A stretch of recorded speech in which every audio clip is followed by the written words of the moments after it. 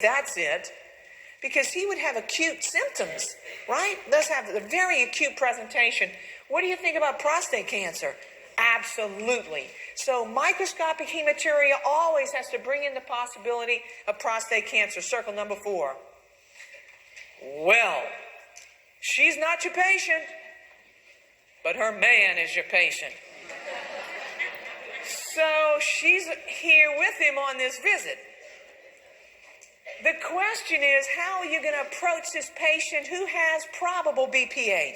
The first thing you're going to do is what we've been talking about. You're going to get a good history. You're going to listen for all those symptoms we just talked about. As far as exams, you're going to do a digital rectal exam with the realization that it is not a perfect exam. You might even choose to defer it. However, if you do a digital rectal exam, what typically is documented is that the prostate gland feels firm, smooth, and symmetrically enlarged. When you document that as your finding of this man's prostate gland, what you have just told anybody who comes behind you and reads your note is that you believe this to be BPH. So that's a good string of words for you to learn. The next bullet in the workup of this man says, consider a PSA. It doesn't say get one.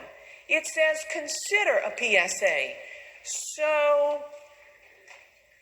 we'll talk about when you might get it and when you might not. But Mr. Boudreau, I don't think we got an age on him, so we will certainly consider it. If we think he's got at least a 10-year life expectancy, we will very likely get one. And then finally, you got to complete your workup with a UA. Suppose this man's symptoms are secondary to a UTI, and you put him on Flomax. You're going to feel mighty embarrassed. So you got to get a UA, and you got to make sure that he doesn't have a UTI. Now, when I told you how we manage mild symptoms, what did we say? Lifestyle modifications. What lifestyle modifications? Well, we try to avoid fluids before bedtime so they're not up all night going to the bathroom.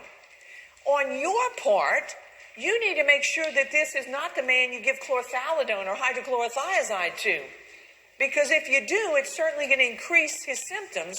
And if this is a man who works and he drinks coffee with caffeine all day long, it's probably not going to help his symptoms either. So mild symptoms, we typically use lifestyle modifications. So you just diagnosed Mr. Boudreau with BPH. His daily symptoms include frequency, urgency, and a weakened urinary stream. What might help to manage his symptoms quickly? Like, what could you give him in the form of a medication that would help his symptoms pretty quickly? Well, the symptoms or the medications that you may use is a drug like tamsulosin, which is Flomax, circle it. Avodart takes 6 to 12 months to work. Of course, we don't treat it with HCTZ. Number 4 is Cialis. Wait, Amelie, isn't that ED drug? Mm-hmm. Maybe I watch too much football, but on the commercial for Cialis, you know what it says? Now once daily for BPH. Now once daily for BPH. So what might help his symptoms today? Cialis, circle number 4. All right, and we'll talk a little bit more about that. And so when we look at the medications that are used to help a man's symptoms when he has BPH, the one that will help the fastest are the alpha blockers. That's what Flomax is. So Flomax is approved by Medicare, and so it's commonly used. The first use of an alpha blocker was not for men's prostate glands. What were alpha blockers originally used to treat? Hypertension. Note to self. Hypertension medications like Flomax, and we don't use them now, can produce orthostatic hypotension in people who get it. So you got to make sure you do some really good education with these patients and tell them, listen, Mr. Boudreau, I want you to take this pill at bedtime.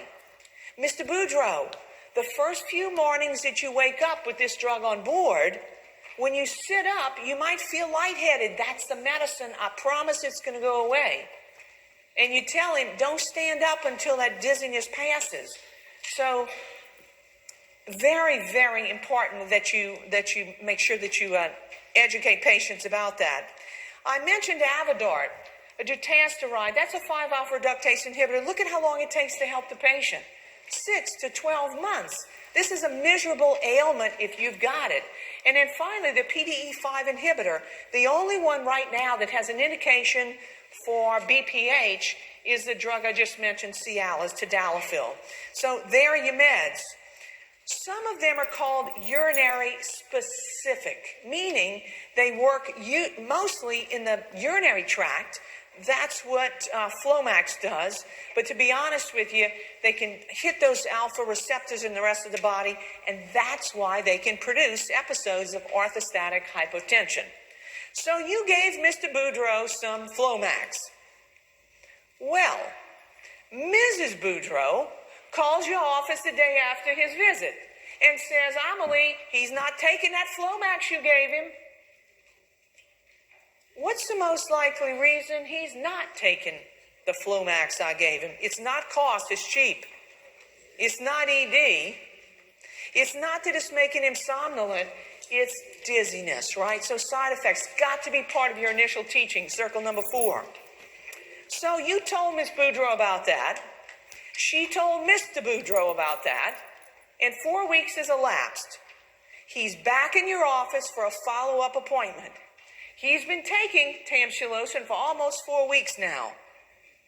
What would you expect him to tell you on this follow-up 4-week visit? I do not expect him to say, oh, I'm asymptomatic. I do expect him to say, Amelie, my urinary symptoms have improved. Really, I'm much better. And you know what else I expect him to tell me? He's no longer dizzy. So I think number 2 is going to be your best answer. And I would expect him to tell me that his urinary symptoms have improved about 50%, at least 50%, and that he's no longer dizzy. All right, number 2 is your best answer. I'm changing gears. Let's leave BPH and let's talk about acute prostatitis. Let me ask you something. What would make a prostate gland acutely inflamed? Well, one thing that would make it very inflamed is if it got invaded by bacteria. In bacteria that might be an STI, or maybe bacteria that have been lurking in the urinary tract system and now have made their way to the prostate gland. So how would a man with acute prostatitis present? Well, I'll give you a clue. The first word of the diagnosis is a good clue. Acutely. These are people who usually come in with fever, chills, body aches. They often tell you, I feel like I've been in a bar fight. They have lower abdominal pain, like they've been kicked. They might tell you they're having perineal pain. So these are patients who come in and they are not feeling well at all. If you examine their prostate gland, because you don't know what they have, what you will find when you examine his prostate gland is that it's enlarged, it's boggy, and it is tender. Let me make sure you know what prostate glands feel like.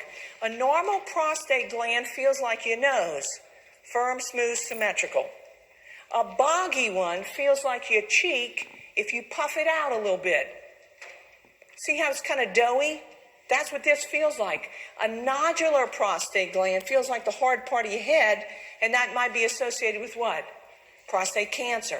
So tender, boggy. The question that I usually ask this patient when I suspect it, it's $1 million question. The question is, when you had a BM this morning, did it hurt? And he's going to tell you, yes, here's why. Look at my image up here. Here's the prostate gland. If it's enlarged and especially tender, when stool comes down the rectum, the diameter of the rectum is going to increase and push on that tender prostate gland. So when he has a BM, it's painful. You got it? So that for me is $1 million question.